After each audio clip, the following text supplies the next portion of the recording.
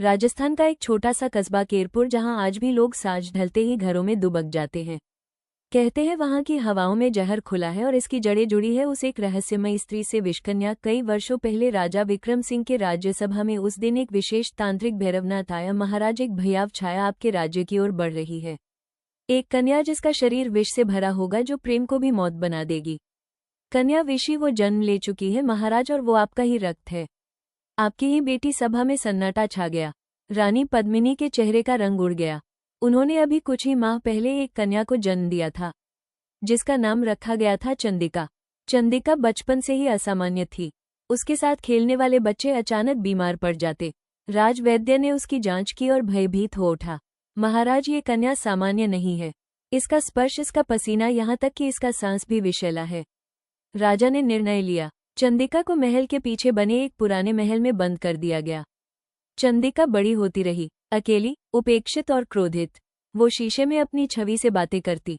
एक दिन महल में एक युवा गायक वीरभान आया। उसे पुराने महल की खिड़की से किसी के गाने की आवाज सुनाई दी। वो आवाज थी चंदिका की। तुम कौन हो? स्वर्ग की देवी हो या पीड़ा की पुकार? मैं वो हूँ जिसे इस दुनिया ने जहर समझकर त्याग दिया। वीरमान को हर रात चंदिका से बातें करने की आदत हो गई। दीवारों के आर पार एक प्रेम जन्म लेने लगा, एक विशैला प्रेम। एक रात चंदिका ने दीवार के झरोखे से हाथ बाहर निकाला और वीरभान ने उसके हाथ को थाम लिया। अगले ही पल उसका शरीर कांपने लगा, उसके होठों से झाग निकलने लगा। चंदिका, ये क्या हो रहा है? ये क्या हो रहा है? संगीत। वो वहीं मर गया। चंदिका के हाथों में वीरवान की चीख से महल कांप उठा।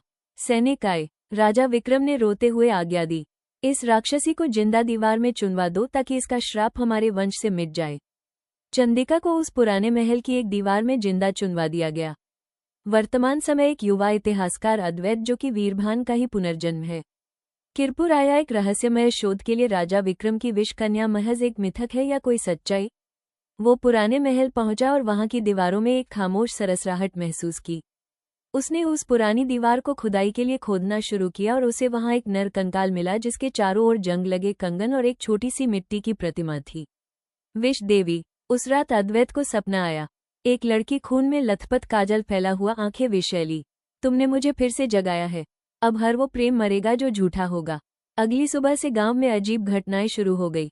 नवविवाहित जोड़े की रहस्यमयी मौतें, मंदिर के फूल काले पड़ गए, औरतों की चूड़ियां टूटने लगी। अद्वैत ने पुराने तांत्रिक साधु देवराज से सहायता मांगी। बेटा, वो अब इंसान नहीं रही, एक जागृत विष आत्मा है। उसे सिर्फ वही रोक सकता है जिसने उसे जगाया है। यानी कि तुम खुद पर कैसे? तुम्हें उससे प्रेम जताना होगा, एक ऐसा प्रेम जिसमें त्याग हो, वासना नहीं, तभी वो मुक्त हो पाएगी। अद्वैत रात को महल पहुंचा, जहां चंद्रिका की आत्मा नीले धुएं में बदलकर सामने आई। तुम भी मुझे झूठा प्रेम दिखाने आए हो? नहीं, मैं तुम्हें मुक्त करने आया हूँ, तुम्हारे अकेलेपन को अपनाने के लिए आया हूँ। उसने चंद्रिका के भूत को आलिंगन में ले लिया और विष में लिपटी आत्मा धुएं में बदल गई। गांव में सब शांत हो गया, लेकिन अद्वैत बदल गया था।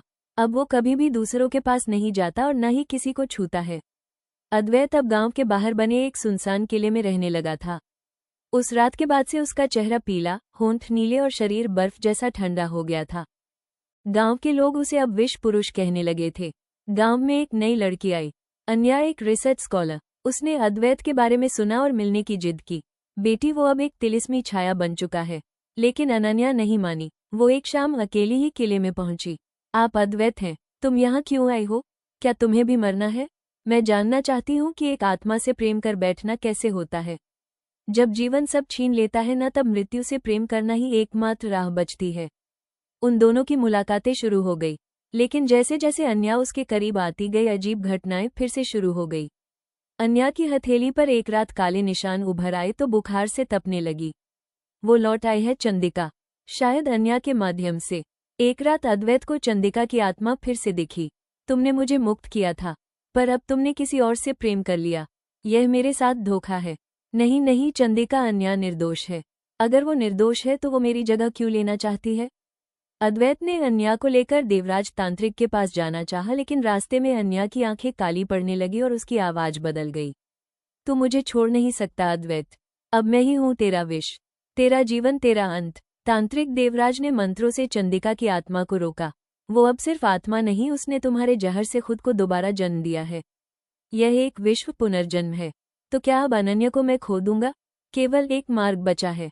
तुम्हें चंडिका की आत्मा को फिर से प्रेम से जीतना होगा। लेकिन इस बार अपने प्राण देकर अद्वैत ने उसे पुराने महल में एक आखिरी पूजा का आयोजन किया। चंद्रिका की आत्मा वहां प्रकट हुई। तू मुझे छोड़कर किसी और से कैसे प्रेम कर सकता है? मैं तेरे भीतर समाई हूँ।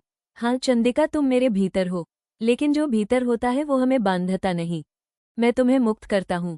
एक बार फिर अद्वैत ने विष भरा खंजर अपने सीने में उतार लिया। जैसे उसका रक्त जमीन पर गिरा, चंद्रिका की आत्मा चीख पड़ी। नहीं अद्वैत नहीं, मैं तुम्हें मरने नहीं दूंगी। ओम श्री विश्वहराय नमः, ओम श्री विश्वहराय नमः। अचानक चंद्रिका का रूप सफेद रोशनी में बदल गया। उसकी आत्मा शांति में लीन होकर अद्वैत के मृत शरीर से निकल गई। अन्या की आंखें फिर से सामान्य हो गई। अद्वैत अब नहीं रहा, पर गांव ने पहली बार चैन की सांस ली। तुमने जो प्रेम किया उसने मुझे जीवन दिया, पर तुम्हारे जहर ने भी सिखाया कि सच्चा प्रेम त्याग होता है, स्वार्थ नहीं। रात के तीसरे पहर गंगा के घाटों पर एक शव बहता हुआ तट पर आ लगा। उसके शरीर में ना धड़कन थी ना सांस, लेकिन उसकी आंखें खुली हुई थी और कुछ ही मिनटों में उसने सांस ली। हे भोलेनाथ, ये तो मृत था, फिर जीवित कैसे हो गया? वो युवक था, तीखी नयन, ठंडी त्वचा और गहरी नीली आंखें। उसका नाम किसी को भी नहीं पता, लेकिन उस साधु ने उसे नाम दिया अरण्या। अरण्या आम लोगों की तरह नहीं था। उसकी उपस्थिति से कमरे में तापमान गिर जाता। जब वो किसी को छूता तो उन्हें उल्टियां होने लगती। एक बार अस्पताल में एक नर्स ने उसका हाथ पकड़ा और तुरंत ही वो कोमा में चली गई। इनके शरीर से एक प्रकार की अज्ञात रेडिएशन जैसे तरंगे निकलती है, पर कोई नहीं जानता था कि यह अद्वैत का पुनर्जन्म है। वही अद्वैत जिसने चंडिका के लिए विष से भरे प्रेम में आत्मबलिदान किया था। मुंबई की एक रिसर्च स्कॉलर नैना, जो विष कन्या पर रिसर्च कर रही थी, वाराणसी आई। उसे अरण्या के बारे में बताया गया। कोई इंसान छूते ही दूसरे को बीमार कर दे, वो या तो मिथ है या खतरा। लेकिन जब उसने पहली बार अरण्या को देखा तो उसके अंदर कुछ हिला। तुम्हारी आंखें, मैंने आंखें कहीं देखी है? अरण्या चुप रहा। उसने बस एक कागज की पुर्जी उसे दिया। उस पर लिखा था, तुम्हें याद है चंदिका? नैना का चेहरा एकदम पीला पड़ गया। नैना को अब सपने आने लगे। सपनों में वो खुद को एक पुराने महल में देखती, चूड़ियों की खनक सुनती और विषैले होठों वाली चंदिका उसके सामने खड़ी होती। अब मेरी कहानी अधूरी नहीं रहेगी। अब नैना ही मेरी वाहक बनेगी, वही अगली विष कन्या बनेगी। और कुछ ही दिनों में नैना के शरीर में बदलाव शुरू हो गए। उसकी त्वचा पर हरे निशान, आवाज में गूंज और स्पर्श में जलन।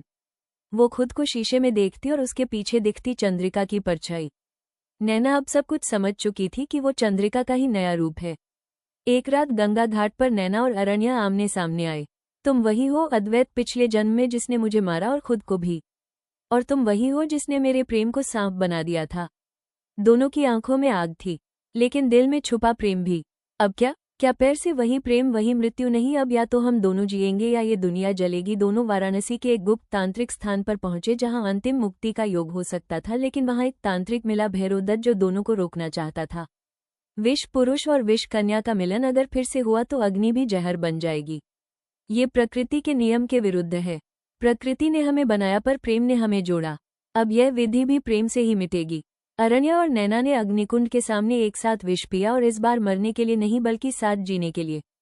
उनके शरीर से नीली ज्वालाएं उठी, जमीन कांपी, लेकिन कुछ मिनटों बाद वे दोनों सामान्य हो गए। कोई विष नहीं, कोई श्राप नहीं। ये तो संभव ही नहीं था। अब ना अरण्या की त्वचा ठंडी थी, ना नैना की आंखें जहरीली। वे दोनों एक साधारण जीवन जीने के लिए वाराणसी छोड़ मुंबई चले गए। लेकिन उन्होंने पीछे एक किताब छोड़ी जिसमें सब कुछ दर्ज है। तुम्हारी वजह से हम सब इस आइलैंड पर फंस गए हैं। कैप्टन को इन्फॉर्म किए बिना तुम हम सबको यहाँ ले आए। अगर हम यहाँ मर गए तो किसी को पता भी नहीं चलेगा। भूमि, नेहा, रोहन और प्रणीत आइलैंड के बीचों बीच फंस चुके थे। रात के गहरे अंधेरे में समुद्र के बीचों बीच लंबे घने पेड़ों के अलावा उन्हें दूर दूर तक कुछ भी नजर नहीं आ रहा था। उनके कानों में पड़ने वाली सियार और जंगली जानवरों की आवाज उनके दिल के खौफ को और भी बढ़ा रही थी। यहाँ ना जाने कितने जंगली जानवर हैं। हमें आज की रात यहाँ बिताने के लिए कोई सुरक्षित जगह ढूंढनी होगी। नेहा के इतने कहते ही उन सभी को झाड़ियों के पीछे से किसी के कदमों की हलचल सुनाई दी। उन्होंने जैसे ही पीछे की ओर मुड़कर देखा तो डर के मारे उनका शरीर पूरी तरह कांपने लगा। झाड़ियों के बीच से दो चमकती हुई आंखें बड़े ही भयानक तरीके से उन्हें घूर रही थी। वहाँ कौन है? कौन है वहाँ? मुझे बहुत डर लग रहा है। भागो यहाँ से। भूमि की बात सुनकर वो चारों जैसे ही भागने के लिए आगे की ओर बढ़े, तभी उन झाड़ियों में चमक रही वो 2 आंखें झपटकर उनके ऊपर गिर पड़ी और वो चारों हड़बड़ाकर जमीन पर गिर पड़े। ये तो जंगली बिल्ली है, हम खामखा ही इतना डर गए। वो चारों फिर से आगे बढ़ने लगे। तभी उन्हें महसूस हुआ कि कदमों की एक दबी सी आवाज लगातार उनका पीछा कर रही है। हम आगे तो बढ़ रहे हैं, लेकिन आखिर हमें जाना कहाँ है? हमें कंपास में डायरेक्शन देखकर आगे बढ़ना होगा, वरना अगर एक बार रास्ता भटक गए तो बाहर की तरफ निकलना मुश्किल हो जाएगा। रोहन ने डायरेक्शंस देखने के लिए अपने बैग से कंपास निकाला तो वो कंपास बड़ी ही तेजी से चारों दिशाओं में घूमने लगा और देखते ही देखते कंपास का कांच टूटकर बुरी तरह जमीन पर बिखर गया। ये सब क्या हो रहा है? अचानक से कंपास कैसे टूट गया? सुनो, सब एक दूसरे का हाथ पकड़ लो, वरना यहाँ खो गए तो मिलेंगे भी नहीं। नेहा, नेहा कहाँ है? नेहा, नेहा अभी तक तो वो यहीं थी, अचानक कहाँ गायब हो गई? वो तीनों इधर उधर अपनी नजरें घुमाकर नेहा को ढूंढने लगे। तभी उन्हें कुछ दूर से नेहा की चीखने की आवाज सुनाई दी। ये आवाज तो उस तरफ से आ रही है। नहीं, आवाज उस तरफ से आ रही है। वो सभी आपस में ये सब कह ही रहे थे कि तभी उन्हें लगा मानो कोई बहुत तेज गति से भागता हुआ अचानक उनके पीछे से गुजरा हो। उन्होंने ये देखने के लिए जैसे ही पीछे मुड़कर देखा तो सामने का दृश्य देखकर उनके होश उड़ गए।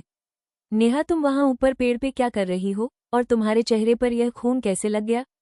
रोहन की बात सुनकर नेहा बड़े ही भयानक तरीके से मुस्कुराने लगी और तभी पेड़ पर बैठे सभी पक्षी घबराकर इधर उधर उड़ने लगे। भयानक तरीके से हंसते हुए वो एक ही झटके में पेड़ से नीचे कूद गई और उन तीनों की तरफ अपनी भयानक लाल सुर्ख आंखों से देखती हुई बड़े ही डरावने तरीके से मुस्कुराने लगी। पुनीत, तुम मुझे ऐसे क्यों देख रहे हो? क्या तुम मेरे पास आना चाहते हो? इतना कहकर वो अपने हाथ को बुरी तरह मरोड़ने लगी और सुनसान आइलैंड पर उसकी हड्डियों के चटकने की आवाज बुरी तरह गूंजने लगी और वो फिर से उसी शैतानियत भरी मुस्कुराहट के साथ हंसने लगी। यह अब हमारी नेहा नहीं है, भागो यहाँ से, वरना ये हम में से किसी को नहीं छोड़ेगी। वो तीनों जैसे ही भागने के लिए आगे बढ़े, तभी नेहा ने रोहन के पैरों को जकड़कर उसे बुरी तरह जमीन पर गिरा दिया।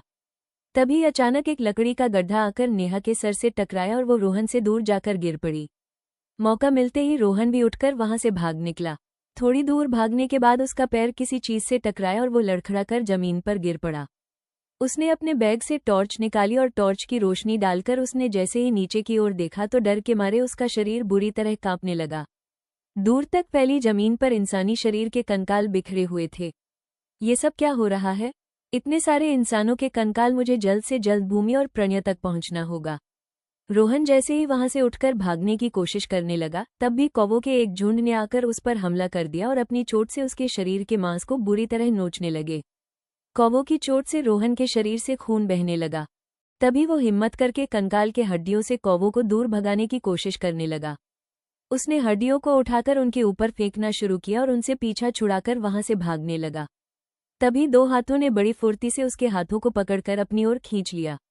कौन कौन है? छोड़ो मुझे। अबे चुप हो जा। हम हैं। दोनों ध्यान से सुनो, ये हमारा आखिरी मौका है। अगर इस बार हम अलग हुए तो फिर कभी नहीं मिलेंगे। हम यहाँ से जिंदा बच के नहीं जा सकते। यहाँ अनगिनत इंसानों के कंकाल बिखरे हुए हैं। मुझे इन सब का कारण जंगली जानवर नहीं, बल्कि कुछ और ही लग रहा है। अगर यहाँ जंगली जानवर होते तो हमें अभी तक जरूर मिलते, और जो कुछ भी नेहा के साथ हुआ वो बिल्कुल भी नॉर्मल नहीं है। रोहन, तुम मुझसे डरकर भाग क्यों आए? मैं कब से तुम्हें ढूंढ रही थी। अच्छा हुआ जो तुमने मुझे याद कर लिया। आओ मेरे पास आओ। इतना कहकर वो रोहन की ओर बढ़ने लगी और इस बार उसने अपने गंदे हाथों से रोहन की गर्दन को बुरी तरह जकड़ लिया और देखते ही देखते कुछ देर बाद रोहन के शरीर पर अनगिनत कीड़े आकर लिपट गए। उस भयानक दर्द के मारे रोहन बुरी तरह चीखने लगा और उसकी चीख से पूरा आइलैंड बुरी तरह गूंज उठा। प्रणीत, हमें रोहन को बचाना होगा। हम कैसे उसकी मदद करें? हम कुछ नहीं कर सकते। भूमि, हमें कुछ भी करके अपनी जान बचानी होगी। उनकी बात सुनकर नेहा उन दोनों की ओर बढ़ी और अपनी गर्दन की हड्डियों को चटकाती हुई खूंखार जानवर की तरह उन पर झपटने लगी।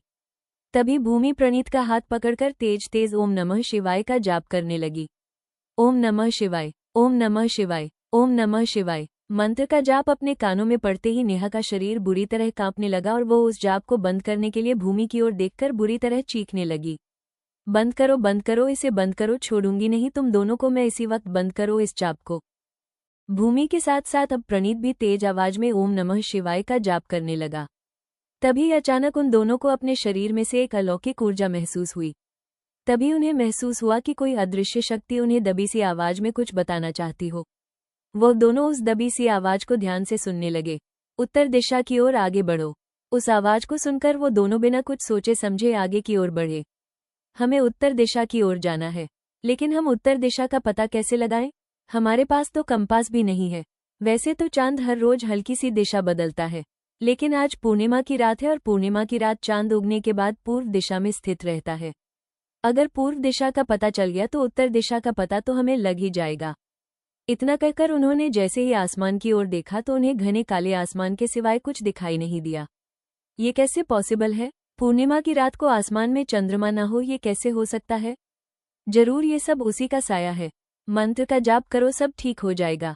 उन दोनों ने जैसे ही फिर से मंत्र का जाप करना शुरू किया तभी आसमान की काली घटाएं छटने लगी और देखते ही देखते घने काले आसमान के पीछे से चंद्रमा की रोशनी बिखरने लगी।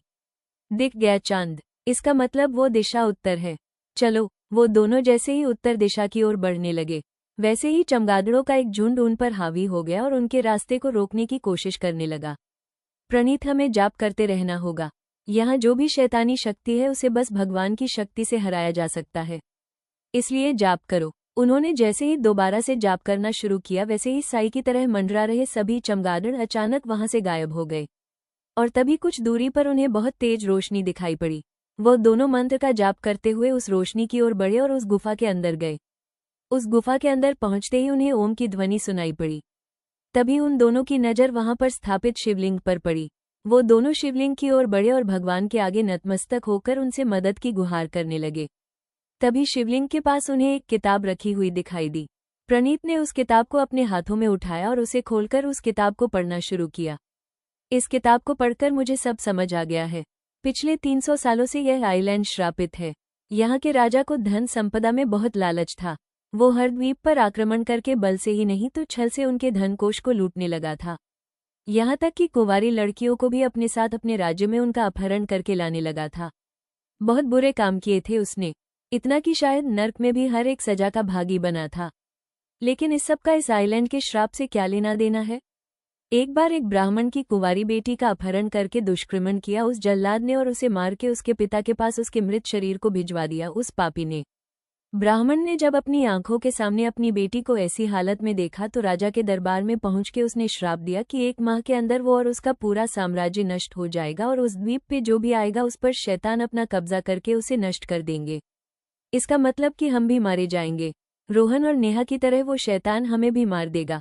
पता नहीं इस किताब में लिखा है कि जिस इंसान पे सबसे पहले शैतान हावी हुआ है, अगर उस इंसान का महादेव के इस त्रिशूल से अंत कर दिया जाए तो यह आइलैंड हमेशा के लिए श्राप से मुक्त हो जाएगा। लेकिन उसके लिए हम हमेशा के लिए उस इंसान को खो देंगे। इसका मतलब है हमें महादेव के इस त्रिशूल से नेहा को मारना होगा। लेकिन तुम तो उससे शादी करने वाले थे ना। हम ऐसा नहीं कर सकते। नेहा तो पहले ही मर चुकी है भूमि। जिस समय शैतान ने उसके शरीर पर कब्जा किया था उसकी जान तो उसी वक्त चली गई थी। लेकिन आज के बाद श्राप की वजह से किसी को अपनी जान न गंवानी पड़े, इसीलिए हमें ऐसा करना होगा। प्रणीत की बात सुनकर भूमि ने रोते हुए हाँ में सर हिलाया और वो दोनों महादेव के उस त्रिशूल को लेकर उस गुफा से बाहर निकल गए। हमारी कहानियों को लाइक, शेयर और सब्सक्राइब करना न भूलें।